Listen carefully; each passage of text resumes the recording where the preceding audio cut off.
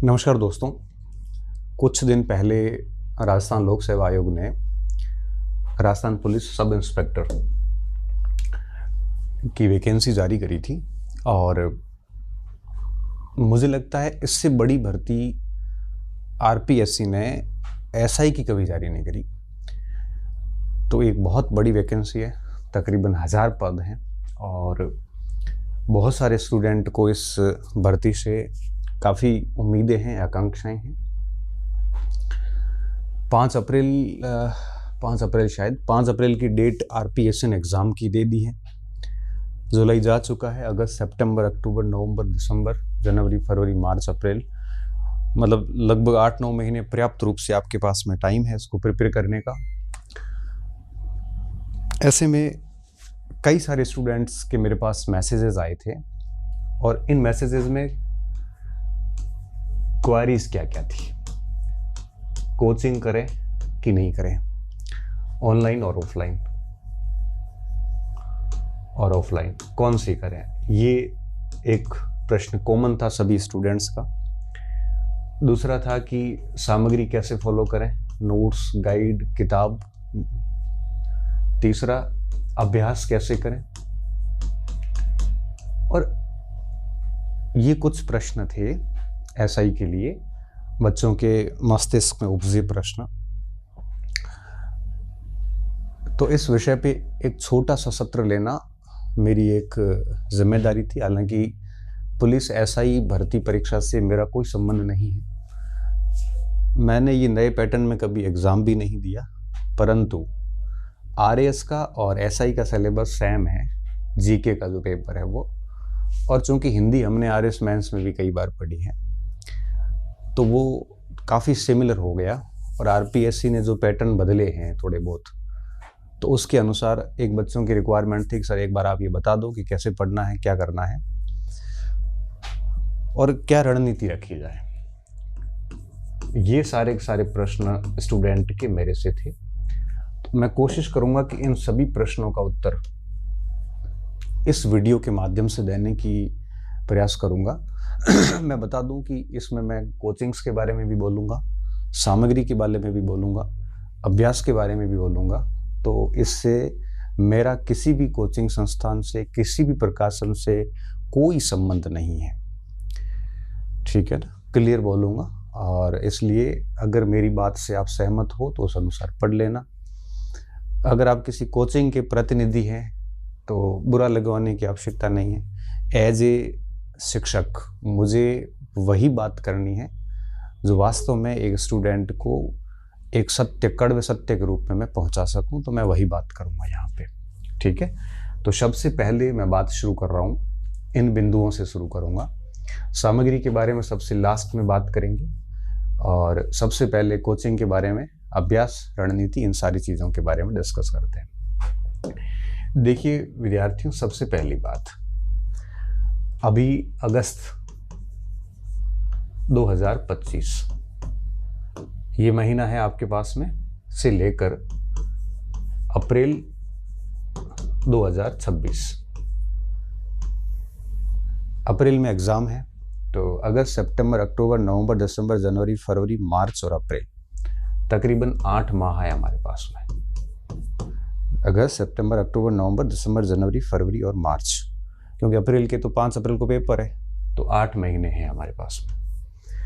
ऐसी स्थिति में अगर आप कोचिंग करते हैं तो तय बात है कि कोचिंग को 2 महीने कोचिंग पहले छोड़नी पड़ेगी आपको, एटलीस्ट 2 से ढाई महीने पहले, तभी आप कोचिंग में पढ़े हुए को रिवीजन कर पाओगे। बिना रिवीजन के कोचिंग का कोई मतलब नहीं है।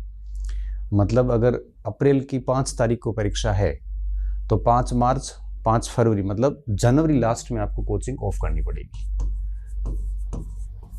जनवरी लास्ट में कोचिंग आपको बंद करनी पड़ेगी। और इस दरमियान आपको पता है कि 6 महीने में एटलीस्ट 24 संडे की छुट्टियां और बीच में दीपावली की 10 छुट्टियां आ जाएगी, 1 महीना छुट्टी रह जाएगी। तो अब आप सोचो कि कोचिंग चल गई दिसंबर तक, क्योंकि 1 महीना छुट्टी के मान लो, तो अगस्त, सितंबर, अक्टूबर, नवंबर और दिसंबर, तो कोचिंग के लिए हमारे पास में 5 माह ही हैं। अब एक ऑफलाइन कोचिंग के अंदर 5 महीने में कभी भी कोर्स अच्छे से एसआई का नहीं करवाया जा सकता। ये मेरा व्यक्तिगत अनुभव है, क्योंकि मैं एसआई के 4 बैच ले चुका हूँ। 4 बैचेज में हमने ये पाया कि एटलीस्ट 1 साल लगता है दोनों पेपर को ठीक से पूरा करवाने। क्योंकि जहाँ तक जीके की बात है तो उसमें 7 पार्ट होते हैं: history, political science, economics, geography, current affair, science tech, और इस तरह से और भी कोई सेगमेंट एक आधा रह गया। तो ऐसे करके 7 पार्ट है। 4 तो मेजर हो गए, भूगोल, इतिहास, भूगोल का, इतिहास का, पॉलिटिकल साइंस का, अर्थशास्त्र का। 4 ये पार्ट हो गए। एक विज्ञान का पार्ट हो गया 5, एक पार्ट गणित और मेंटल एबिलिटी का हो गया 6, और एक पार्ट हो गया आपके समसामयिक का। 7 पार्ट हो गए। 7 पार्ट जितने भी हैं, अब जैसे हिस्ट्री है तो हिस्ट्री 5 महीने से पहले पूरी हो ही नहीं सकती। अगर डेली 1 से 1.5 घंटे की क्लास लगे तब जाके 5-6 महीने में राजस्थान का इतिहास पूरा होता है। संस्कृति अलग, इंडियन हिस्ट्री पूरी अलग। ज्योग्राफी में बहुत बड़ा है, और पॉलिटिकल साइंस की क्लास कंटिन्यूसली लगेगी, तब जाके 5 महीने में भी पॉलिटी नहीं हो पाती। फिर एक क्लास साइंस, टेक और विज्ञान की लगानी पड़ेगी। एक आधी क्लास आपको फिर भी खत्म हो जाएगी। मतलब 5 कक्षाएं अगर रेगुलर लगती है ना 5 महीने तक, 5 सब्जेक्ट पूरे होंगे। फिर भी 2-3 सब्जेक्ट रह जाएंगे। प्लस 5 क्लासेस का मतलब होता है 7 घंटे। बीच में 10-10, 15-15 मिनट का कोचिंग में ब्रेक देना पड़ता है। फिर 1-2 घंटे हिंदी की क्लास लगानी पड़ेगी, नहीं तो हिंदी पूरी नहीं होगी। ऐसे करके कम से कम दिन में 6 क्लासें, कम से कम 6 से 7 कक्षाएं करनी पड़ेगी। 7 कक्षाओं का मतलब होता है 10 से 12 घंटे। 1 घंटा कोचिंग आओ, 1 घंटा वापस जाओ, प्लस 6 घंटे कक्षाएं, प्लस बीच में ब्रेक वगैरह, मतलब सेल्फ स्टडी शून्य। इस स्थिति में आप सेल्फ स्टडी नहीं कर पाओगे, क्योंकि कोचिंग ढंग से हो ही नहीं पाएगी, हो ही नहीं पाएगी। ये मेरा व्यक्तिगत अनुभव है। मैंने भी ऐड दिया था एसआई का, और मेरा बैच लेने का पूरा प्लान था, और बाड़मेर में अच्छा बैच मेरा बन जाता, क्योंकि मैं पहले भी एसआई के 3-4 बैच ले चुका हूँ। फिर जब डेट आई तो मैंने एक निष्कर्ष निकाला कि अप्रैल में परीक्षा है 5 तारीख को, मुझे जनवरी में लास्ट में बच्चों को फ्री करना पड़ेगा। 1 महीने की छुट्टियां चली जाती है, संडे वनडे निकाल के। 5 महीने में मैं चाह के भी कोर्स नहीं करूँगा, और कर पाया तो फिर घास कटेगी, और घास कटी तो आरपीएससी के पेपर अब आप समझते हो। और इस वजह से मैंने उसका प्लान बिल्कुल कैंसिल कर लिया कि ऑफलाइन तो हम नहीं करेंगे। तो पहली बात ये कि इस समय अगर आप ऑफलाइन कोचिंग करते हैं तो मान के चलिए कि प्रभावी रूप से पाठ्यक्रम पूरा नहीं हो पाएगा कोचिंग से। कोचिंग तो बैच ले लेंगे, क्योंकि उनको मुनाफा चाहिए, उनको बैचेस कोचिंग को रन करने के लिए स्टूडेंट की आवश्यकता होती, नहीं तो किराए भरने पड़ते हैं बिल्डिंग के, बहुत सारे स्टाफ रखे हुए होते हैं, बहुत सारे उनको भी करना पड़ता है। तो कोचिंग तो बैच लेगा, बट पूरा नहीं होगा आप लोगों का। और हो भी गया तो लास्ट में नोट्स वोट्स देके फटाफट निपटाएंगे, और निपटाया हुआ काम आरपीएससी अब स्वीकार नहीं करती है। आपने देखा होगा फर्स्ट ग्रेड के पेपर को, आप समझ सकते हैं इससे। कोचिंग कब काम आती? अभी 5 की जगह 15 माह लिखे होते आपके, 15 महीने शेष होते ना, तो 1 साल बढ़िया कोचिंग हो जाती, और 5 महीने बढ़िया उसका रिवीजन हो जाता। इसलिए मेरी इस समय ये सलाह है कि आप गलती से भी अगर आप सिलेक्शन चाहते हैं तो आप इस समय, मुझे लगता है, ये मेरा एक ओपिनियन है, ऑफलाइन कोचिंग इस समय प्रभावी नहीं है। ये आप करोगे तो निश्चित तौर पे ठीक से सिलेबस नहीं हो पाएंगे, और पूरा दिन कोचिंग में जाएगा 5 महीने, तो फिर लास्ट में 2 महीने में इतना सारा कंटेंट हो जाएगा कि 1-1.5 महीने में घुमा भी नहीं पाओगे ठीक से, ठीक है। और कई सारे नोट्स वगैरह सारा कुछ हो जाएगा, पहली बात। दूसरी बात, तो कोचिंग का तो मैंने आपको बता दिया, ऑफलाइन की ज़रूरत आपको होनी नहीं चाहिए इस समय। कल मेरे पास एक स्टूडेंट का कॉल आया, सर कौन सी कोचिंग ज्वाइन करें। मैंने कहा भाई देख, बात यूँ है कि अगर सिलेक्शन चाहिए तो मैं कुछ किताबें वगैरह बता दूंगा, कुछ कंटेंट बता दूंगा, वो पढ़ ले घर पे, तो उसमें ही हो जाएगा। क्योंकि हिंदी में इतना बड़ा मामला है नहीं, मैं आपको बता देता हूँ थोड़ी देर बाद में। और जीके में भी बहुत सोच समझ के काम करोगे तो 60-65 सवाल हो जाएंगे। 60-65 हो गए, और उधर आपने 100 में से 85-80-85 कर लिए, तब भी आपका सिलेक्शन हो जाएगा। पिछली मेरिट को ध्यान में मत रखना, क्योंकि पीछे क्या हुआ था आप सबको पता है। इस बार काम सारा अच्छा होने वाला है, तो ज़्यादा घुसने की आवश्यकता नहीं। खुद से अब घर पे बैठ के तैयारी करो, क्योंकि इस समय जो रूम में बैठ के पढ़ेगा वो कोचिंग वाले की तुलना में ज़्यादा आगे जाएगा, ये तय बात है। ये बात आपको अभी अगर मेरी खराब लग रही है तो निश्चित तौर पे जिस दिन पेपर होंगे उस दिन आपको इस बात का एहसास होगा कि सर ने ये पहले दिन बात कही थी और बहुत ठीक बात कही थी, इसलिए मैं कहूँगा ऑनलाइन कोचिंग नहीं करनी, ऑफलाइन सॉरी। अब आप मुझे ये कहोगे कि सर कई ऐसे पोर्शन हैं जो हमें समझ में नहीं आते, जैसे साइंस का किसी को नहीं आता, किसी को गणित का नहीं आता, किसी को इकोनॉमिक्स नहीं आ रही है, क्योंकि काफ़ी विस्तृत सिलेबस है। तो ऐसी स्थिति में सर हम कैसे करेंगे? तो मैं उनको ये कहूँगा कि इस समय ऑनलाइन जो एजुकेशन है थोड़ी वरदान जैसी है। आपको क्या करना है, आपको मान लो आपका पूरा सिलेबस अच्छा पढ़ा हुआ है तो ऑनलाइन जाने की ज़रूरत नहीं है। अगर आपको लगता है कि भाई हमने कोचिंग कहीं नहीं करी लेकिन कुछ सेगमेंट कमज़ोर है हमारे, जैसे किसी का वर्ल्ड ज्योग्राफी पढ़ना है, किसी को इकोनॉमिक्स पढ़ना है इंडियन, किसी को आपको टेक्नोलॉजी के कुछ पार्ट्स पढ़ने हैं कुछ। देखो, मैं हमेशा कहता हूँ कि विद्यार्थी को समझदार होना बहुत ज़रूरी है। और समझदारी क्या है? समझदारी ये है कि उसको पता होना चाहिए कि उसको कौन सा पोर्शन शिक्षक से पढ़ने की आवश्यकता है। पूरा भली मत पढ़ो, लेकिन एक सेगमेंट पढ़ लो आप। और आपको लगता है कि पढ़ने की आवश्यकता है तो ही पढ़े, ऐसा नहीं हो कि पैसे दिए हैं कोर्स के तो पूरा आप 1000 वीडियो पूरे देखेंगे, ये मूर्खता होती है। क्योंकि कोई ऐसा विद्यार्थी नहीं होता जिसका 100% कमज़ोर होता है। हाँ, आप फर्स्ट ईयर में पढ़ रहे हैं और 5 साल बाद परीक्षा है, तब तो आप पूरा ही देखिए, कुछ मत छोड़िए। परीक्षा सर पे आई हुई है, 5-6 महीने बाद एग्ज़ाम है और फिर आप पूरे 1000 वीडियो देख रहे हो तो बहुत गलत कर रहे हो। इसलिए कह रहा हूँ ऑनलाइन करो। ऑनलाइन में भी आप सेगमेंट देखें, मतलब कोई खंडवार कोचिंग कर सकते हैं। जैसे आपने कोई कोचिंग का कोर्स ले लिया SI करना या अपडेटेड, और उसमें आपको लगा कि मुझे इकोनॉमी देखनी थी, तो आप इकोनॉमी देख लो, बाकी सारों इग्नोर कर दो। किसी को लगता है मुझे साइंस देखनी है, इकोनॉमिक्स मेरी अच्छी है, तो साइंस देख लो, बाकी सब इग्नोर कर लो।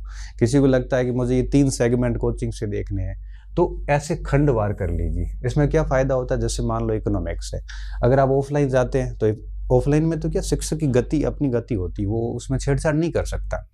4 महीने जाओगे तब इकोनॉमिक्स पूरी होगी। वही उसमें से मान लो आपको इकोनॉमिक्स में 6 पार्ट दिक्कत कर रहे हैं और आपका कोर्स पड़ा आपके पास में 6 पार्ट के, मान लो जैसे लगभग 42-50 वीडियोज़ है, आप है वो उस वीडियोज़ को डेढ़ की स्पीड से करके देखोगे, 6-7 दिन में पूरा कर दोगे।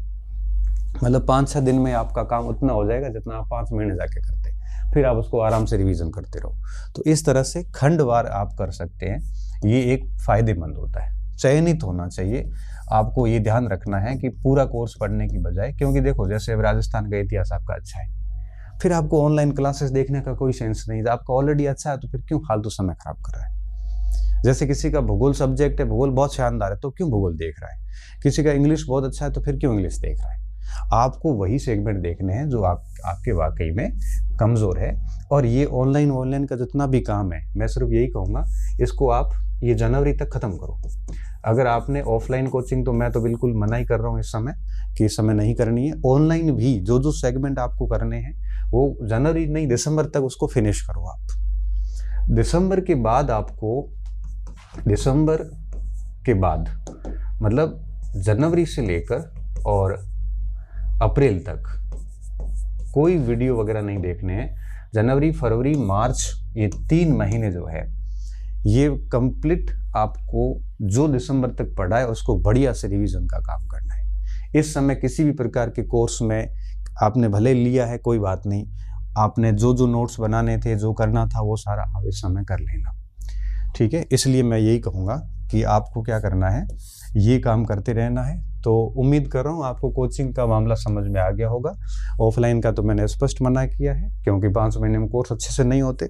कोचिंग ने ले भी लिया है तो भी वो ठीक से पूरा नहीं कर पाएगा, ये तय बात है। क्योंकि मैं 12 साल से इस इंडस्ट्री में हूँ, उस एक्सपीरियंस पे बात कर रहा हूँ कि हमें कैसी दिक्कतें आती है। दूसरी बात, ऑनलाइन भी पूरा ना पढ़े, खंडवार पढ़े, जो सेगमेंट आपका कमज़ोर है उस हिसाब से पढ़े, चयनित टॉपिक पढ़े, और जो भी पढ़ना हो दिसंबर तक फिनिश करें। जनवरी, फरवरी, मार्च के अंदर आपको सिर्फ रिवीजन करना है, कोई कोचिंग नहीं करनी है। तो एक तो बात होगी कोचिंग की। सामग्री की मैं बाद में बताता हूँ। रही बात अभ्यास की, तो अभ्यास इसके साथ साथ में करते रहें। जो सेगमेंट पढ़ते हैं उसकी अभ्यास पुस्तिका के साथ अभ्यास करते रहें। अभ्यास को रखना नहीं है पीछे, बाद में पेंडिंग नहीं रखना, साथ साथ में करें। तो अभ्यास हमेशा ध्यान रखना साथ साथ में करना है। और प्लस एक चीज़ और ध्यान रखनी है, अगर कहीं टेस्ट सीरीज वगैरह होती है तो आप उसको ज्वाइन कर सकते हो, कोई दिक्कत वाली बात नहीं है। टेस्ट सीरीज से आपकी और बढ़िया अच्छे से चीज़ें होगी, मगर ज़्यादा सीरियस नहीं लेना उसको कि टेस्ट सीरीज के शेड्यूल के अनुसार ही चलो, अपनी रणनीति से चलो, टेस्ट सीरीज के शेड्यूल को थोड़ा थोड़ा टाइम देते रहो। अब बात आती है रणनीति की। देखो, रणनीति कुछ होती नहीं है, मैं तो ये मानता हूँ 2 पेपर है, 200 नंबर के, 400 अंक का है। पहला पेपर हिंदी का है 200 अंकों का, दूसरा पेपर जीएस का है। तो मैं ये मानता हूँ कि कम से कम 2-3 घंटे डेली आप हिंदी को दीजिए और कम से कम 4-5 घंटे, 5-6 घंटे आप है वो जीके को दीजिए। तो ये 8-10 घंटे जो भी आप पढ़ते हो, मतलब ये कहने घंटे काउंट नहीं करने चाहिए वैसे, लेकिन एक सेशन दे दीजिए पूरा, ठीक है। एक पूरा सत्र हिंदी को दे दीजिए, जैसे सुबह सुबह 2-3 घंटे पढ़ ली, या रात को सोते वक्त 2-3 घंटे पढ़ ली, या दिन में पढ़ ली। तो एक सत्र हिंदी को रेगुलर देना ज़रूरी है। और हिंदी पढ़ते वक्त भी ध्यान रखें आप अपनी कॉपी और पेन लेके बैठे। क्यों? ऐसे शब्दावली होती है जिसको आप कॉपी में लिख के पढ़े, उसको खोल के समझे, हर शब्द को अर्थ के साथ देखें। ऐसा नहीं है कि आप फटाफट बिना पेन चलाए हिंदी के पेज घुमाओ, तो उसका ज़्यादा बेनिफिट नहीं होगा। आप इसको सेल्फ करें और कम से कम पेन कॉपी के साथ में 2-3 घंटे रेगुलर एक सेशन दें। आपको लगता है हिंदी आपकी बहुत अच्छी है, तब भी टाइम दें, क्योंकि और अच्छा कर सकते हो। अगर कमज़ोर है तो टाइम थोड़ा अधिक दें, 2-3 की जगह 4 भी दे सकते हो। और फिर बात आती है जीएस की। तो जीएस में भी आपको क्या करना है, रेगुलर टाइम दें और एटलीस्ट टोटल 7 सब्जेक्ट है इसमें, ऐसा ही में टोटल 7 सब्जेक्ट है और 100 प्रश्न आने हैं। तो हर सब्जेक्ट से लगभग आपके 15 का औसत रहता है, ठीक है। अब ऐसे मत करना सर 15 से 105 हो जाते हैं, किसी के कम भी होते हैं, किसी के अधिक भी होते हैं। 15 का ऑन एंड एवरेज रहता है। तो 7 सब्जेक्ट है, मुझे लगता है 2 सब्जेक्ट एक साथ लेके चले, 2 सब्जेक्ट एक साथ। जैसे मान लो एक आपने भूगोल का ले लिया, तो साथ में एक इकोनॉमिक्स जैसे ले लिया, या साइंस का पोर्शन ले लिया। होना ये चाहिए कि एक साइंस और एक गणित का पोर्शन, एक साइंस का ले लिया, एक आर्ट्स का। साइंस होते ही गणित ले लो, और आर्ट्स का एक होते आर्ट्स का दूसरा ले लो। 7 में से एक करंट का माइनस कर दो, पीछे 6 बचे। करंट आपको रेगुलर पढ़ना है, आज से शुरू कर दो परीक्षा तक के लिए। तो क्या होगा, पीछे 6 सेगमेंट बचेंगे। तो आपको दिन में 2-3 घंटे हिंदी पढ़नी है, ठीक है। आधा एक घंटा एक भर आपको, आधा घंटा 1 घंटा करंट देख सकते हो आप, ठीक है। और इसके बाद में 3-4 घंटे 2 सब्जेक्ट और ले लो, एक तरफ साइंस और इकोनॉमिक्स, और ऐसे रख लेना। मैं आपको एक तरीका बताता हूँ। जैसे दिन में एक तो हिंदी ले लिया, एक पोर्शन डेली का समसामयिक का ले लिया, और एक जीएस का। जीएस में आपको 2 सब्जेक्ट देखने हैं, जैसे विज्ञान, ये गणित रीजनिंग का जो है वो आपके, और अर्थशास्त्र। अर्थशास्त्र गणित जैसा ही है। इधर सामने जैसे इतिहास, पॉलिटी, और एक कौन सा बच गया, भूगोल, ठीक है। अब इसको ऐसे कर लो आप, क्या करना है। अब देखो, एक स्लॉट दे दिया हिंदी को, एक छोटा सा जब खाना बना रहे हो या फ्री बैठे हो वो दे दिया आपने करंट अफेयर्स को, और एक स्लॉट दे दिया आपने एक इस सब्जेक्ट में से किसी एक को, और एक दे दिया इसमें से किसी एक को। तो 4 स्लॉट हो गए। मतलब आप अगर 2-3 घंटे 2-3 करते हैं तो 8-9 घंटे पढ़ाई आराम से हो जाती है आपकी। तो देखिए क्या होगा, जब इतिहास पूरी होगी, पॉलिटी कर लो, पॉलिटी होगी, भूगोल कर लो, विज्ञान भी, गणित रीजनिंग कर लो, गणित रीजनिंग भी, अर्थशास्त्र कर लो।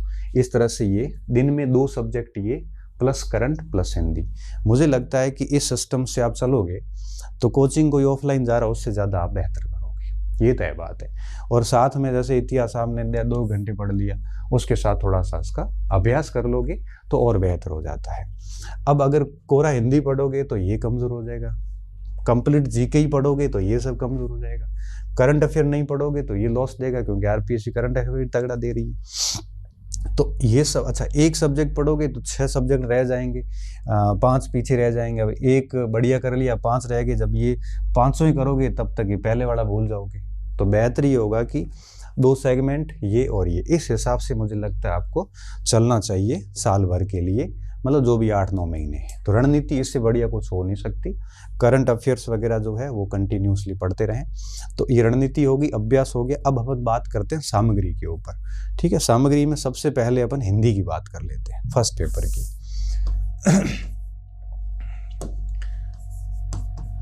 प्रथम प्रश्न पत्र। देखिए, आप मेरे से नाराज मत होना, क्योंकि देखो मार्केट के अंदर अभी स्थिति ये है कि बहुत सारे विकल्प हैं। तो मैं जैसा मैंने हिंदी के विद्वानों से वार्ता की आज, तो उससे जो एक निष्कर्ष निकला मैं वही बात आपको करूँगा। बाकी मेरा किसी भी लेखक से ना कोई मोहब्बत है और ना ही किसी से द्वेष है।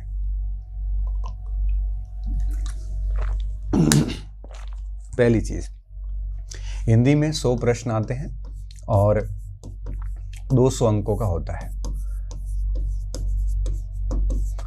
और मैं आपको बताऊं, इस समय इस पेपर में बच्चे ऑन एंड एवरेज 170 से ऊपर जाते हैं सारे, मतलब सिलेक्शन वाले सारे बच्चों का लगभग 170 के आसपास होता है।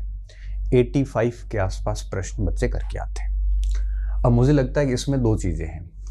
कुछ बच्चे होंगे जिन्होंने बिल्कुल नए स्टूडेंट है, कभी हिंदी नहीं पढ़ी, और कुछ ऐसे हैं जो अनुभवी हैं, जिन्होंने हिंदी बहुत अच्छी पढ़ रखी है। अब जो नए स्टूडेंट हैं उनको मैं ये कहूँगा कि आपको क्या करना है, सबसे पहले एक नवीन हिंदी व्याकरण आती है सोहनदान चारण की। और मैं आपको एक बात बताऊँ, इनकी किताब पहले 9th से 12th में भी आती थी, वो अलग किताब है, और ये सोहनदान चारण की एक अलग है जो प्राइवेट पब्लिशर से इन्होंने बाद में प्रकाशित करवाई है, नवीन हिंदी व्याकरण। मुझे लगता है बहुत बेसिक किताब है और एक सामान्य जानकारी के लिए ये पढ़ना ज़रूरी है। ये समझ में आती तभी आगे बढ़ते। अच्छा, मान लो आप अनुभवी स्टूडेंट है, आपका हिंदी बहुत शानदार है, तो मुझे लगता है कि ये भले मत पढ़ो आप। परंतु जिनका बिल्कुल नया, मेरी तरह कोई बिल्कुल नया स्टूडेंट है जिसको हिंदी के बारे में बहुत अधिक जानकारियाँ नहीं है, तो ऐसी स्थिति में एक बार वो नवीन हिंदी व्याकरण पढ़ ले सोहनदान चारण की। ये किताब बहुत ज़रूरी हो जाती है। अब इसके बाद में फिर उसको क्या करना है, फिर उसके पास में कई सारे ऑप्शन हैं। आजकल क्या है कि मैंने जब देखा कि हिंदी के जो प्रश्न आए फर्स्ट ग्रेड के फर्स्ट पेपर में 5 प्रश्न जो आते हैं, उनको देखने के बाद मेरा एक अनुभव ये हुआ। मैंने कई गुरुजनों से बात की, उन्होंने मुझे कहा कि ये किताब अब ज़रूरी होगी। इसके साथ में एक हिंदी व्याकरण आती है कामता प्रसाद गुरु की। ये मैं आपको और बात बताऊं, इनकी किताब तभी सीधी इसमें हाथ ही मत डालना, क्योंकि अगर सीधा हाथ डाला तो ये समझ में नहीं आएगी। ये पढ़ने के बाद में आप इसको पढ़ सकते हो और ये बढ़िया किताब है, बहुत शानदार किताब है। हालांकि और भी बहुत सारी किताबें आती है, वासुदेव नंदन की आती हैं, हरदेव बाहरी की आती हैं, साथ में राघव प्रकाश, सुभाष यादव, इंदिरा अशोक की भी आती हैं। ये किताब ऐसी है जहाँ से आजकल कह रहे हैं कि कुछ शब्द सीधे सीधे यहाँ से उठ के प्रश्न पूछ लेती है आरपीएससी, तो ये तो पढ़नी है। उसके अलावा आप कामता प्रसाद गुरु को पढ़ सकते हो। ये पढ़ने के बाद ये किताब आपको समझ में आएगी, ठीक है। प्लस क्या ध्यान रखना, और अब आप मुझे कह सकते हो जैसे कोई अनुभवी व्यक्ति है, तो अनुभवी व्यक्ति के लिए भी ये किताब तो काम की ऑलरेडी, वो इसको ये जानने की ज़रूरत नहीं, वो सीधा कामता प्रसाद गुरु पे जा सकता है, वो वासुदेव नंदन प्रसाद की किताब को पढ़ सकता है। ये जो बच्चे बहुत इंटेलिजेंट बच्चे हैं हिंदी में, और जिन्होंने हिंदी बढ़िया पढ़ रखी है, तो वे लोग इस पे काम कर सकते हैं। वासुदेव नंदन प्रसाद है, ये बेहद शानदार किताबें हैं जिनको पढ़ के आरपीएससी में अच्छे अंक लाए जा सकते हैं। अब आप मुझे कहोगे सर हमारे पास में राघव प्रकाश की किताब है, हमारे पास में सर इंदिरा अशोक की किताब है, हमारे पास में सर सुभाष यादव की किताब है। ऐसी बहुत सारी किताब है जो मार्केट में चल रही है, मानस प्रकाशन की आती है, इनकी बहुत सारी किताबें आती हैं। तो मैं ये कहूँगा कि अगर ये किताबें आपने पढ़ी है और अच्छे से पढ़ रखी है, तो मुझे लगता है ठीक है, अगर आप नवीन हिंदी व्याकरण पढ़ के और इसको कंटिन्यू करिए, इनको रिप्लेस करने की आवश्यकता नहीं, ये भी पर्याप्त किताबें हैं। अगर आपने ये नहीं पढ़ी है तो मुझे लगता है ये कर लीजिए। अगर आपने इनको बहुत अच्छे से पढ़ रखा है तो एक आधी किताब और ला के एडवांसमेंट करने में कोई लॉस नहीं है। तो कुल मिला के एक ये किताब ले लो कामता प्रसाद गुरु की, और इनमें से जो चल रही है वो आप चलने दीजिए। और अगर आप बिल्कुल नए स्टूडेंट हैं सॉरी, तो नवीन हिंदी व्याकरण पढ़ लीजिए पहले, और उसके बाद में ये पढ़ लीजिए कामता प्रसाद गुरु। अगर आप कह रहे हो मुझे ये सर समझ में नहीं आती, तो ये पढ़ने के बाद इनमें से कोई एक किताब लेके आप पढ़ सकते हैं। अगर आप बहुत अच्छे स्टूडेंट हैं तो फिर आप है वो ये सोहनदान चारण की जगह आप कोई और किताब भी पढ़ सकते हैं, क्योंकि ये बहुत बेसिक किताब है। करना क्या है, हर दिन 2-3 घंटे आप हिंदी पढ़िए अच्छे से, और दिशा की किताब आती है हिंदी की, एक अभ्यास की, और भी अभ्यास की कोई किताबें होगी मार्केट में, तो मुझे इतना आइडिया नहीं अभ्यास की कौन सी किताबें हैं, वो आप ला के पढ़ सकते हो। हालांकि दिशा में बता रहे थे कि उसमें त्रुटियाँ बहुत है, कई व्याख्याएं भी काफ़ी गलत दे रखी है, तो थोड़ी सी दिक्कत हो जाती है। अभ्यास करिए, टेस्ट सीरीज वगैरह होती है, उसमें भी हिंदी का अभ्यास करिए। तो हिंदी की कम से कम 2-3 प्रमाणिक पुस्तकें आप पढ़िए। इससे क्या होगा कि आपकी हिंदी बहुत अच्छी हो जाएगी और आप कंटिन्यू, मैं कह रहा हूँ, डेली 2-3 घंटे पढ़ोगे और आप अप्रैल में परीक्षा है, 8-9 महीने पढ़ोगे तो एक किताब की बजाय आप 1-2 किताबें आराम से पढ़ सकते हो, क्योंकि दोनों में फिर क्रॉस वेरीफाई हो जाते हैं, कुछ शब्द जैसे उसमें नहीं मिलेंगे, इन दोनों का कई रिपीटेड भी होंगे, तो 2 किताबें आपको जो है वो आपके विषय को और साउंड करती है। तो इसमें ध्यान रखना, यहाँ पे बच्चे कम से कम 170 प्लस कर लेते हैं, आराम से करते हैं, कईयों के 180-80 भी होते हैं। तो ये तो बात होगी फर्स्ट पेपर की जो हिंदी का आता है, ठीक है। उसके बाद में बात करते हैं सेकंड पेपर की। सेकंड पेपर के लिए हमें किस तरह से काम करना है मैं आपको यहाँ पे बता देता हूँ। देखो, इसमें लगभग 33 से 40% राजस्थान का इतिहास, संस्कृति, भूगोल वगैरह सारा राजस्थान का जीके आता है। आपको राजस्थान जीके बहुत शानदार कर लेना है। प्लस ये जो समसामयिक भाग नहीं, ये जो रीजनिंग वगैरह है, ये भाग भी बहुत बढ़िया कर लेना है, क्योंकि 50-60 नंबर यहीं से निकल जाते हैं। अगर आपका राजस्थान का इतिहास, भूगोल, कला, संस्कृति, राजनीति ये बहुत अच्छे हैं, राजस्थान का करंट, तो 40% तो काम यहीं पे हो जाता है। और रीजनिंग मैथ कर लेने पर 50-55% यहीं तैयार हो जाता है। देखो, आपको मैं यहाँ पे क्लियर बता देता हूँ, 8-9 महीने में ध्यान किस पे देना है वो ज़्यादा ज़रूरी है। सारे सब्जेक्ट आप इस समय नहीं तैयार कर सकते, तो मैं सिर्फ इतना कहूँगा कि जो राजस्थान का जीएस है, ये बात हम यहाँ पे लिख सकते हैं कि इस जगह पे कि आपको राजस्थान का जो जीके है, ये राजस्थान का जो जीएस है ये बहुत शानदार तैयार करना है। यहाँ से 33 से 40% सवाल मिनिमम बता रहा हूँ, अधिक ही आते हैं, इससे इतने आ जाते हैं। और गणित, रीजनिंग पर बढ़िया देख लेना है, तो यहाँ से भी आपके लगभग 15 सवाल इसमें से निकल जाते हैं। इन दोनों पे विशिष्ट रूप से ध्यान देना है। इसके अलावा अर्थशास्त्र पूरी सही की जा सकती है, विश्व भूगोल बहुत छोटा है, उस पर पूरा काम किया जा सकता है। आप राजनीति विज्ञान और इंडियन हिस्ट्री पे बहुत अधिक भरोसा नहीं कर सकते, वो बहुत बड़े पार्ट और कम सवाल आएंगे। तो इस समय ये ध्यान रखना है कि अधिक सवाल जहाँ से आ रहे हैं वो पोर्शन और जो अपनी रेंज में वो बहुत शानदार करने हैं। एसआई का पूरा गेम ही अलग है। यहाँ पे अपन देखते हैं क्या करना है, ठीक है। देखो, राजस्थान की कला, संस्कृति, इतिहास, tradition and heritage of Rajasthan, ठीक है। अब इसमें देखो क्या क्या है, इसमें ये सारी की सारी संस्कृति है आपकी। एक सेकेंड, मैं किताब भी साथ में बताता हुआ चलूँगा, अब निश्चिंत रहना। तो देखो, ये आपके फ्रीडम मूवमेंट पूरा, ये आपके political awakening and integration, Rajasthan का एकीकरण आ गया, राजस्थान का स्वतंत्रता संग्राम और पॉलिटिकल अवेकनिंग। तो इसमें आपको एटलीस्ट क्या क्या याद रखना पड़ेगा, एकीकरण, प्रजामंडल, किसान आंदोलन और आपके क्रांति, और साथ में जन जागृति, जिसमें राजस्थान में कौन सी संस्थाएं स्थापित हुई थी, कौन से पत्र पत्रिकाएं थी, आर्य समाज का क्या योगदान था। तो ये सारे के सारे कंटेंट आपको, आधुनिक राजस्थान है ये, और ये कंटेंट मिलता है आरपी व्यास में सबसे अच्छा, ठीक है। इसके अलावा ये जितना भी है ये पूरी की पूरी कला व संस्कृति है। और ये जो पोर्शन है ना, राजस्थान के प्रमुख व्यक्तित्व, ये इसमें आ जाता है साथ में, राजस्थान के इसमें साथ में आ जाता है, इतिहास के साथ आ जाता है। ये पूरा का पूरा कला संस्कृति का भाग है। और कला संस्कृति के भाग के लिए आप जैन व माली की जो किताब आती है वो आप देख सकते हैं, जो हिंदी ग्रंथ अकादमी से आती है, ठीक है, हिंदी ग्रंथ अकादमी से आती है। ये किताब काफ़ी अच्छी किताब है और ऑलमोस्ट ये सारा कवर कर लेगा। साथ में आप एक कोई गाइड देख लेना जिसमें कोई टॉपिक नहीं है, तो जैसे दिंदवाल देख ली या नाथ देख ली या पैनोरमा देख ली, कोई भी एक देख लेना, कोई भी एक, ठीक है, जो भी आपको ठीक लगे उसमें से।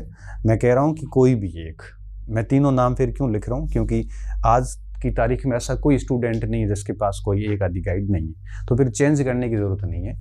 दिंदवाल है तो दिंदवाल देखिए, नाथ है तो नाथ देखिए, पैनोरमा है तो पैनोरमा देखिए, चेंज करने की आवश्यकता नहीं है। तो इनमें से आपके ये इतिहास में भी हो जाता है। हालांकि इसमें दिक्कत और भी आती है, major landmark in the history of Rajasthan, जिसमें राजस्थान के राजवंश पूरे आ जाते हैं, उनका प्रशासन और रेवेन्यू सिस्टम पूरा आ जाता है, सामाजिक और सांस्कृतिक मुद्दे पूरे आ जाते हैं। ले दे के राजस्थान पूरा ही है। इसमें आपको राजस्थान इतिहास कंप्लीट पढ़ना है और संस्कृति पूरी पढ़नी है। अब देखिए कि हिस्ट्री से जैसे 20 से लगभग 18-20 प्रश्न आते हैं। अब इन 18-20 में से मोस्टली सवाल ये होते हैं, 5-6 प्रश्न आते हैं आपके, 4 से 5 सवाल इंडियन हिस्ट्री के होते हैं, बाकी पूरे सवाल राजस्थान इतिहास संस्कृति के होते हैं। अब कई बच्चे क्या करते हैं, इंडियन हिस्ट्री शानदार तैयार करते हैं, कोई फायदा नहीं है। क्यों?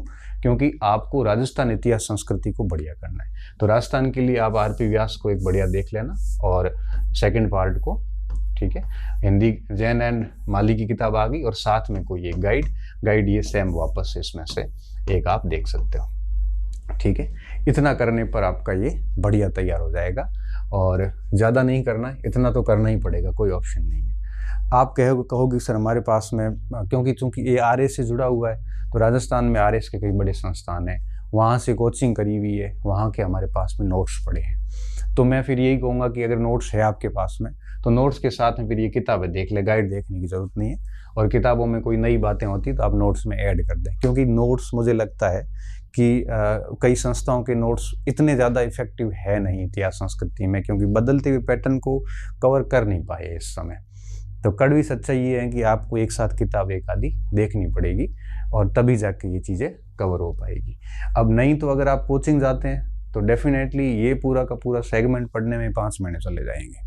1-1.5 घंटे की रेगुलर क्लास लगेगी तब जाके अच्छे से चीज़ें हो पाती, अन्यथा नहीं हो पाती, ठीक है। तो ये जैन और माली की किताब देख लो आप, कला संस्कृति की, और सेकंड पार्ट आरपी व्यास का। किताबें पढ़ो तो ये बेस्ट है। गाइड पढ़ो तो दीनदयाल नाथ या पंदोरमा में से कोई भी एक गाइड इतिहास और संस्कृति दोनों की ला के आप पढ़ सकते हो। यहाँ से आपके 80% सवाल ऑलमोस्ट कवर हो जाते हैं, गाइड से भी हो जाते हैं। और अगर आप कह रहे हो कि सही नहीं हम नोट्स पढ़ रहे हैं, तो नोट्स पढ़ते रहिए, क्योंकि इतना कुछ है नहीं कि भाई 15 सवाल के लिए अपन बहुत सारी किताबें पढ़ें। पहले से आपके नोट्स कंठस्थ किए हुए हैं, तो नोट्स बढ़िया किए हुए हैं, तो आप किताब या गाइड में से कोई एक ला के नोट्स को बढ़िया एक बार और अपडेट कर सकते हैं, जिससे आपका वैल्यू एडिशन नोट्स का हो जाएगा, ठीक है। तो ये तो होगी बात राजस्थान की इतिहास संस्कृति की। इंडियन हिस्ट्री बहुत बड़ी है। बहुत बड़ी का मतलब क्या हुआ, प्राचीन, मध्य और मॉडर्न। मैं अगर किताबें बताऊंगा तो बहुत अधिक हो जाएगी। मैं आपको ये सलाह दूंगा कि इंडियन हिस्ट्री से 4 सवाल आते हैं, मैक्सिमम 4-5 से ज़्यादा नहीं आते। उनमें से भी 2 सवाल आधुनिक के आते, 1-2 आते हैं प्राचीन और मध्य के। मुझे लगता है कि 1 या 2 सवालों के लिए इस पूरे पार्ट को पढ़ना मैं उचित नहीं समझता, क्योंकि देखो इसमें कुछ क्लियर भी नहीं। मेजर डायनेस्टी, उनका सारा प्रशासन, उनका सारी सामाजिक आर्थिक स्थिति, उनके सारे के सारे आंदोलन नहीं कर पाओगे आप। क्यों नहीं कर पाओगे? क्योंकि देखो मौर्य, गुप्त, इतना टाइम नहीं है हमारे पास में। फिर कला पूरी, संस्कृति पूरी, लिटरेचर पूरा, आर्किटेक्चर पूरा। फिर मेजर लैंडमार्क लिख लिया बस, salient feature and major landmark of ancient medieval India, क्योंकि इतिहास की हर घटना मेजर घटना होती है, तो सारा तो आप पढ़ ही नहीं पाओगे। तो बेहतर ये है कि मॉडर्न इंडिया को आप बढ़िया कर लो और बाकी आप है वो मुझे लगता है उसको छोड़ सकते हो। मॉडर्न इंडिया के लिए आप आर्य की मॉडर्न इंडिया का भाग देख सकते हो, आप वाणी प्रकाशन के मॉडर्न इंडिया का भाग जो है वो देख सकते हो। दोनों में से कोई एक टॉपिक ये लगा के, और मॉडर्न इंडिया शुरू हो रहा है from about the middle of the 18th century, मतलब आपको 1757 के प्लासी युद्ध से लेकर और 1950 तक का देखना पड़ेगा, क्योंकि लिखा है post independence consolidation and recognisation with in the country, मतलब भारत का एकीकरण और मतलब स्वतंत्रता संग्राम के बाद की जो है मतलब आज़ादी के बाद की स्थितियां भी पूछी है साथ में, तो ये टॉपिक भी साथ में। तो 1950 तक और उसके बाद का भी हमें देखना पड़ेगा। 1965-60 तक की स्थितियाँ आ जाएगी। सामाजिक और धार्मिक सुधार आंदोलन को बढ़िया पढ़ लो, यहाँ से एक सवाल पक्का आ जाएगा, विवेकानंद जी का या राजा राम मोहन राय का या दयानंद सरस्वती का आ जाता है। इसके अलावा गांधी को बढ़िया पढ़ लो पूरा का पूरा, क्योंकि इसमें इंडियन नेशनल मूवमेंट पूरा है, तो उसमें एक आधा सवाल वहाँ से निकल जाता है। इसके अलावा मोटे मोटे तो ये प्लासी का युद्ध है, बक्सर का युद्ध है, ऐसे मेन इवेंट्स जो है वो थोड़ा थोड़ा देख लो, तो 2-3 सवाल यहाँ से कवर हो जाएंगे और फिर आप कर लोगे। इसके अलावा आप है वो 12th क्लास का जो इतिहास का जो पार्ट 3 है वो देख सकते हो, पूरा आधुनिक भारत का, इसमें लगभग ये सारा कवर हो रहा है, वो देख सकते हो। 3rd पार्ट देख सकते हो। और इसके अलावा मुझे लगता है कुछ नहीं देखना चाहिए। फिर भी आप कहोगे नहीं हम एंशिएंट और मॉडर्न मिडाइवल भी करना चाहते हैं, तो फिर एनसीईआरटी के कक्षा 12वीं की तीनों पार्ट आप देख सकते हो, ठीक है।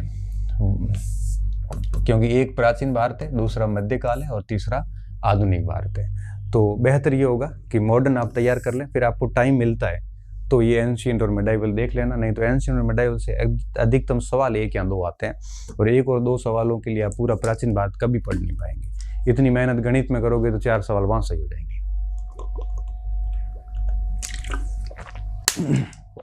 इसलिए मैं SI बैच के बच्चों को कहता हूँ, RS के बच्चों को भी कहता हूँ कि इसकी बजाय मॉडर्न इंडिया पे ध्यान दो और राजस्थान इतिहास संस्कृति बढ़िया कर लो, तो आपके सिर्फ और सिर्फ 2 प्रश्नों का कंटेंट छूट रहा है, बाकी नहीं छूट रहा है आपके। ये तो होगी इतिहास की बात। अब आप कहोगे सर आप क्या करोगे इतिहास में हेल्प? मैं कुछ नहीं हेल्प करूँगा, आपको खुद को पूरा तैयार करना है, क्योंकि मैं इसकी बुकलेट जारी कर ही नहीं सकता।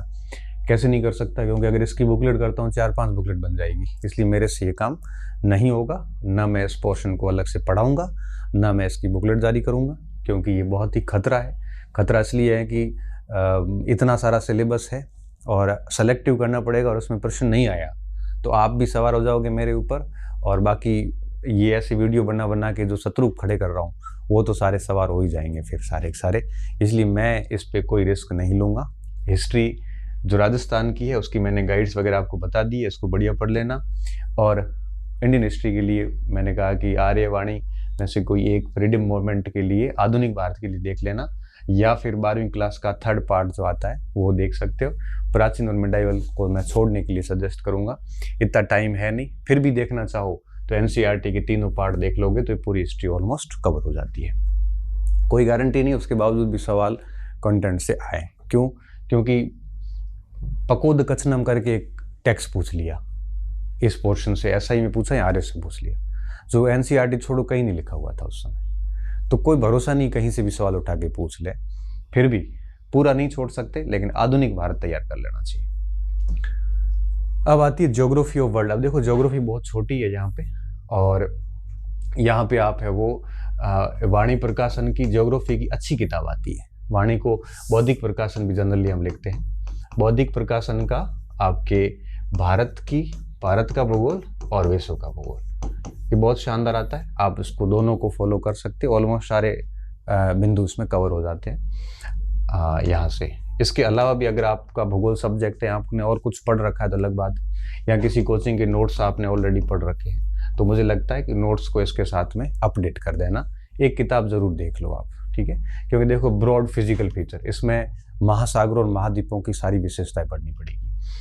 ये पूरा का पूरा पर्यावरण है, जिसमें पर्यावरणीय जितनी भी समस्याएं, चाहे ओजोन की समस्या हो, चाहे वो आपके इसकी ग्लोबल वार्मिंग का इश्यू हो, चाहे अम्ल वर्षा का इश्यू हो, सारे इसमें आएंगे सारे के सारे। वाइल्ड लाइफ एंड बायोडाइवर्सिटी, ये इन सीटू एक्स सीटू संरक्षण में जितने भी पोर्शन आते हैं सारे इसमें आते हैं। इंटरनेशनल वाटरवेज, इसमें आपके सुएज नहर से लेके पनामा कैनाल से लेके सारे पॉइंट्स इसमें आ जाते हैं। और दुनिया के औद्योगिक क्षेत्र, बहुत छोटा पोर्शन है ये, और मुझे लगता है इसके लिए आपको बड़ी किताबों की बजाय अगर आप नोट्स को प्राथमिकता देंगे, बहुत सारी कोचिंग्स वगैरह के हैं, मैंने भी इसको पढ़ा रखा है SI के बैच में।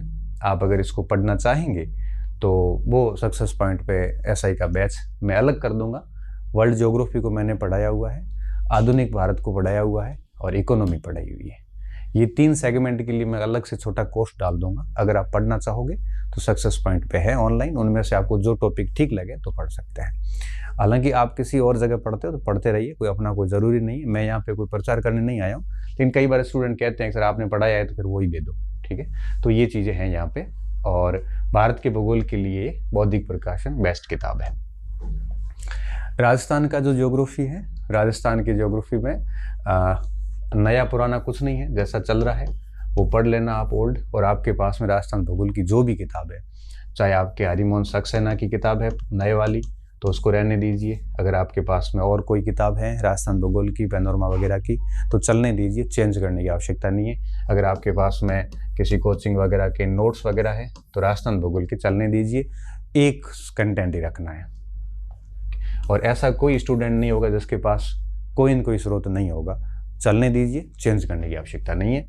5-5 सवाल तीनों के याद आते हैं, 5 4-5 सवाल वर्ल्ड के आते हैं, 4-5 इंडिया के, 4-5 देश के। भूगोल का कोई सेगमेंट मत छोड़ना, इतनी बढ़िया तैयार करना कि 15 तो 15 ही 15 सही हो, तभी हिस्ट्री का आपके जो क्षतिपूर्ति हो जाएगी।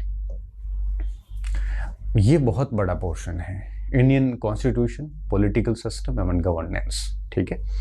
इसके लिए देखो, आपको इसके लिए कम से कम 2 किताबें देखनी पड़ेगी। एक तो आप बौद्धिक प्रकाशन की पॉलिटी ले लेना, उसमें आपको ये पूरा का पूरा मिल जाएगा सारा कुछ। और साथ में अगर आप लक्ष्मीकांत लेते हैं तो लक्ष्मीकांत में पॉलिटिकल सिस्टम जो है ना, ये बहुत शानदार समझाया हुआ है। ये पूरा का पूरा ऑलमोस्ट सारा इसमें से लक्ष्मीकांत से कवर हो जाता है, और ये सिटीजन आर्ट ट्रेंड और ये भी कवर हो जाते हैं। तो ये 2 किताबें बढ़िया है। और साथ में राजस्थान पॉलिटी के लिए मैं 2 किताबें सजेस्ट अक्सर करता हूँ, या तो इस समय राहुल चौधरी की किताब ठीक चलती है राजस्थान पॉलिटी की, और या फिर आप हमारे बाड़मेर से गणपत चौधरी हैं, उन्होंने भी ठीक अच्छी किताब लिखी है। दोनों में से कोई एक किताब आप फॉलो कर सकते हैं। तो ये पॉलिटिकल सिस्टम लक्ष्मीकांत से पढ़ लो, ये 1919 का एक्ट है वगैरह है, ये कॉन्स्टिट्यूशनल असेंबली है, ये स्टार्टिंग की जो पोर्शन है ये आप बौद्धिक प्रकाशन से देख लो। और क्योंकि 2 किताब इसलिए, कुछ टॉपिक इसमें नहीं है, कुछ इसमें नहीं है, दोनों को मिला के आप बढ़िया पढ़ लो, और तीसरी किताब आपके ये आ जाएगी। इसके नोट्स कहीं काम के नहीं होते, किताब ही पढ़नी पड़ेगी आपको। और कोचिंग सेंटर जाओगे तो 1.5-2 महीने इसके लगते हैं, 2-3 महीने इसके लग जाएंगे, 1-2 महीने इसके लग जाएंगे। मतलब मैं कह रहा हूँ कि अगर आज से आप कोचिंग ज्वाइन करते हैं ना, तो जनवरी फरवरी तक कंटिन्यू एक क्लास 1-1.5 घंटे की लगेगी तो पॉलिटी होगी, कंटिन्यू 1-1.5 घंटा लगेगा तब हिस्ट्री होगा, कंटिन्यू 1-1.5 घंटा लगेगा तब भूगोल होगा, और कंटिन्यू 1-1.5 घंटा लगेगा तो साइंस और गणित होगी। इकोनॉमिक्स फिर भी रह जाएगा, करंट फिर भी रह जाएगा। इसलिए कह रहा हूँ कि ऑफलाइन का मैं इसलिए मना कर रहा था कि जहाँ ज़रूरत हो वहीं आप सेगमेंटल पढ़ना, ये पॉलिटी का था, ठीक है। अब आती है बेसिक कंसेप्ट। यहाँ पे मैं ज़रूर कहूँगा कि आपको कोचिंग की सहारा लेना चाहिए। रीज़न क्या है कि रीज़न ये है कि बहुत अलग अलग है और इकोनॉमिक्स बेसिक समझ में भी नहीं आती, तो यहाँ पे कोचिंग या नोट्स का आप सहारा ले सकते हैं। और इस समय कोई भी ऐसी किताब नहीं है जो इसको कवर कर सके।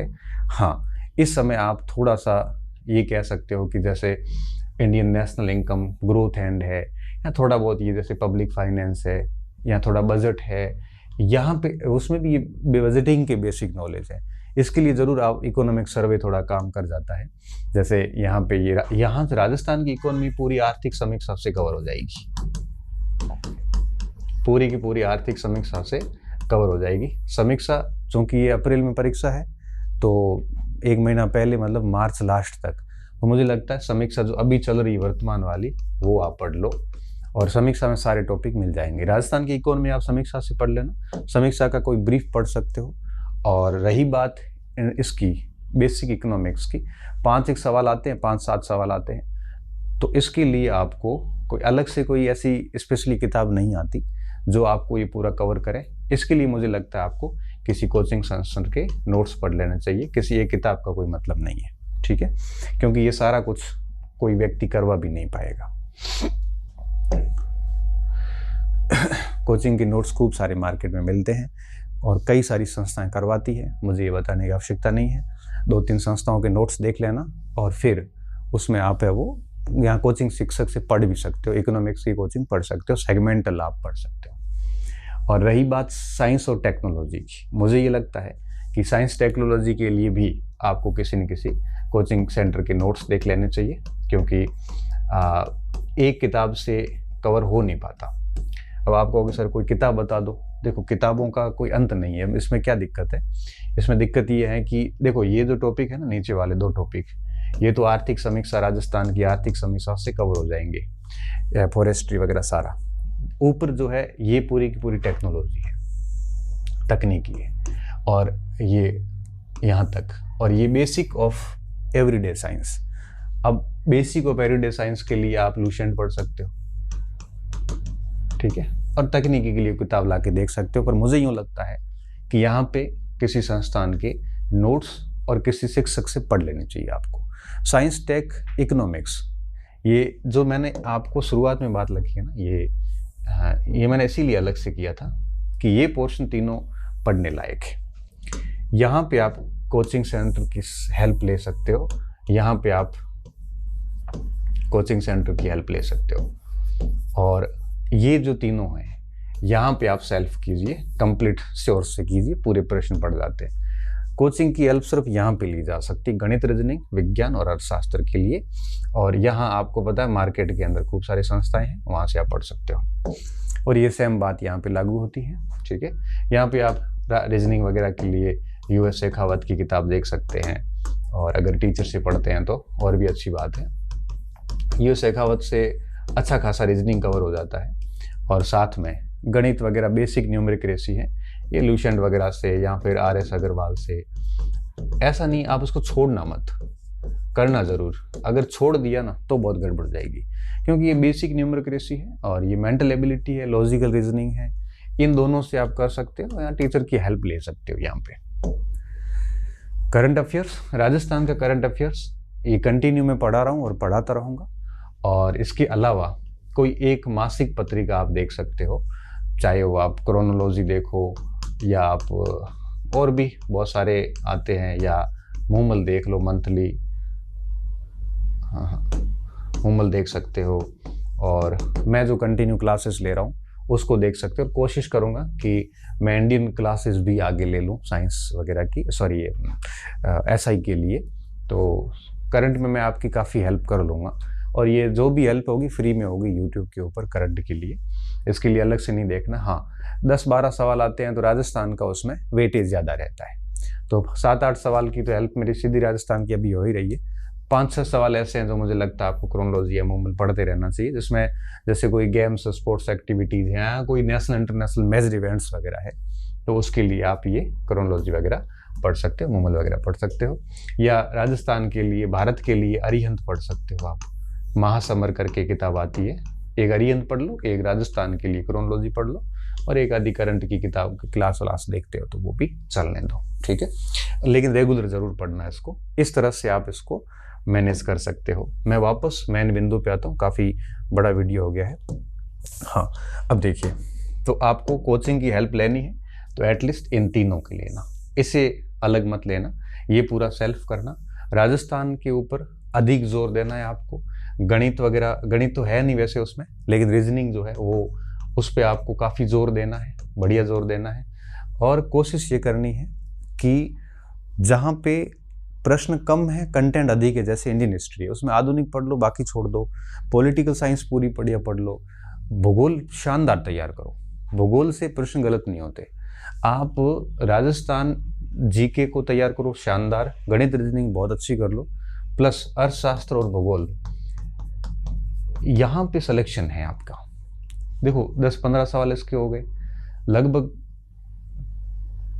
35 सवाल यहाँ आ जाते हैं, ठीक है।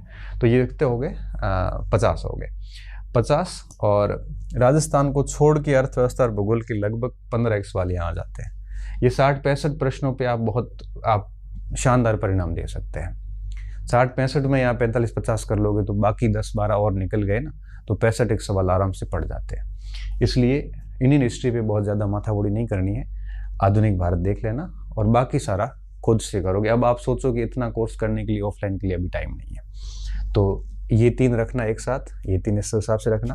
मैंने बता दिया, मिक्सर कर लेना, कोचिंग के नोट्स, किताबें, गाइड सबका चुन लेना कि किसका क्या करना है। तो 2 दिन बैठ के पूरा मटेरियल सेलेक्ट करना, बता दिया, जनरली मैंने बता दिया है।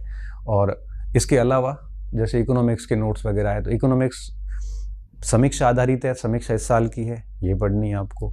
और देख लेना पूरा का पूरा कि जैसे ज्योग्राफी है तो ज्योग्राफी मैंने 2 किताबें बता दी है, और मार्केट में कोई नोट्स मिल रहा है तो मैं वो ले लो, आप उसको अपडेट कर दो। रखना सारा का सारा मटेरियल एक ही है, एक पार्ट के लिए एक मटेरियल, इससे ज़्यादा नहीं रखना है। जैसे मैं आपकी जगह होता तो क्या करता, हिंदी के लिए सोनदान चारण पढ़ के और कमता प्रसाद गुरु देख लेता, और या फिर मैं सुभाष यादव वगैरह ला के पढ़ लेता, एक आधी और पढ़ लेता। हिस्ट्री में क्या करता, हिस्ट्री में RP व्यास को बढ़िया देख लिया, और अगर मेरी यहाँ पे चूँकि ख़राब है इतनी ज़्यादा, मेरा राजस्थान इतना अच्छा नहीं था पहले, तो RP व्यास को देख लिया। या फिर क्या करता, ये दोनों छोड़ के एक आधी गाइड लेके इतिहास संस्कृति की दिंदवाल या नाथ वगैरह लेके बैठ जाता और पूरी बढ़िया कर लेता। यहाँ आधुनिक भारत देख लेता, बाकी सब छोड़ देता। और फिर geography of world of India इसके नोट्स पकड़ा लेता, और भारत और राजस्थान के लिए बौद्धिक प्रकाशन प्लस राजस्थान के लिए कोई न कोई नोट्स या फिर राजस्थान की सक्सेना वगैरह जो भी ठीक लगती है एक आधी ले लेता। कॉन्स्टिट्यूशन के लिए बौद्धिक प्रकाश में लक्ष्मीकांत को लेके पढ़ लेता बढ़िया अच्छे से, और पॉलिटिकल सिस्टम के लिए एक किताब देख लेता इसमें से। बेसिक इकोनॉमिक्स के लिए कहीं कोचिंग करके नोट कर लेता और ये पूरी समीक्षा बढ़िया कर लेता। साइंस टेक के लिए कोचिंग कर लेता या उसके नोट्स पढ़ लेता। जयपुर में खूब मिलते, एक दिन जाके नोट्स लेके आ जाओ बढ़िया जाके कहीं। रीजनिंग मैथ के लिए यूएस सीखा हो तो लूसेंट को देख लेता।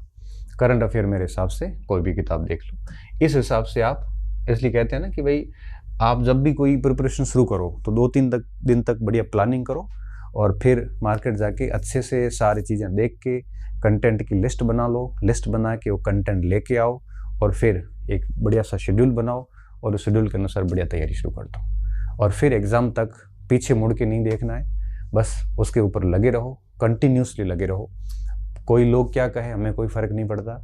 मार्केट में कई दोस्त कोचिंग जा रहे हैं, छोड़ो उसको, अपने को कोई फ़र्क नहीं पड़ता। कोई मैराथन क्लासेस देख रहे हैं, छोड़ो, बर्बाद होने दो इनको, आप अपना काम करो। किसी से इन्फ्लुएंस नहीं होना है।